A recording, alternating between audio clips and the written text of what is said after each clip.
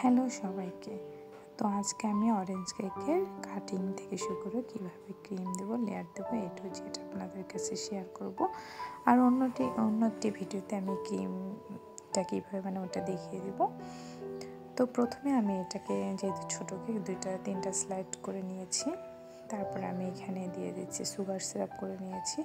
Sponge কেকে আপনারা sugar syrup অবশ্যই দিবেন। তারপরে আমি দেখেন 3টা লেয়ার করে যখন প্রথম লেয়ারটা দিয়েছি সুগার সিরাপ দেওয়ার পরে, যেহেতু অরেঞ্জ ফ্লেভার, তা আমি এখানে ক্রিমটাকে অরেঞ্জ ফ্লেভার দিয়ে একটু মিশিয়ে নিয়েছি। তারপরে হালকা করে দিয়ে দিচ্ছি। তো এইভাবে আমি 3টা লেয়ারে একে একে দিয়ে দিব। পরেরটাতেও আমি ওইভাবে দিয়ে দিচ্ছি। তো দেখেন মাঝখানের আমি স্লাইডটা একটু পাতলা হয়ে গেছে, ওটা আমি মাঝখানে বসিয়ে দিলাম। তারপরে আবারও দিয়ে দিলাম সুগার সিরাপ যেন সব জায়গায় ভালোভাবে বসে যায়, নাহলে ক্রিমটা যখন আমরা কোটিং করব তখন সেট না হলে ওটা উঠে উঠে আসবে বা গুঁড়া গুঁড়া হবে, তখন বসতে যাবে না। তো পরে আবার আমি ক্রিম দিয়ে দিচ্ছি। তারপরে থার্ড লেয়ারটা দিয়ে দিব।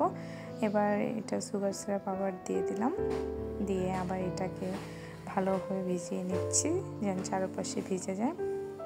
পরে লাস্ট ফিনিশিং আমি দিচ্ছি। এটা আমি ক্রাম কোটিং করতেছি। ক্রাম কোটিং করে আমি এটাকে আধা ঘন্টার জন্য ফ্রিজে রাখবো, তাহলে আমার কেকটা সেট হবে। আর আমি যখন ফাইনাল ডেকোরেশন করব তখন আমার ক্রিমটা সহজেই বসে যাবে, তখন কেকের যে গুঁড়া ভাবটা এটা আর ক্রিমের সাথে উঠে আসবে না।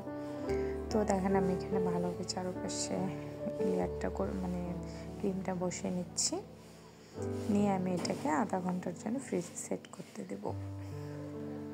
তো সেট হয়ে গেছে, আমি আধা ঘন্টা পর ফ্রিজ থেকে বের করে ফাইনাল ডেকোরেশনের জন্য রেডি করতেছি।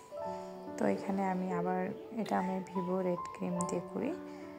তো এখানে আমি ক্রিমের মধ্যে একটু অরেঞ্জ ফ্লেভার আর অরেঞ্জ কালারটা মিশিয়ে নিয়েছি, যেহেতু এটা অরেঞ্জ ফ্লেভারের একটা কেক হবে। তা আমি অরেঞ্জের সব কিছু থিমটা দেওয়ার চেষ্টা করছি। তো যেহেতু এই কেকটা আমি একটু অনেক ভয় পাচ্ছিলাম, যে কারণ আমাকে আমার ভাই 2টা অর্ডার করেছিল, তো 2টাই যাবে দিনাজপুর। তো আমি ভাবতেছিলাম যে এটা ঠিকমতো পৌঁছাবে কি না, যাবে কি না, নষ্ট হবে কি না।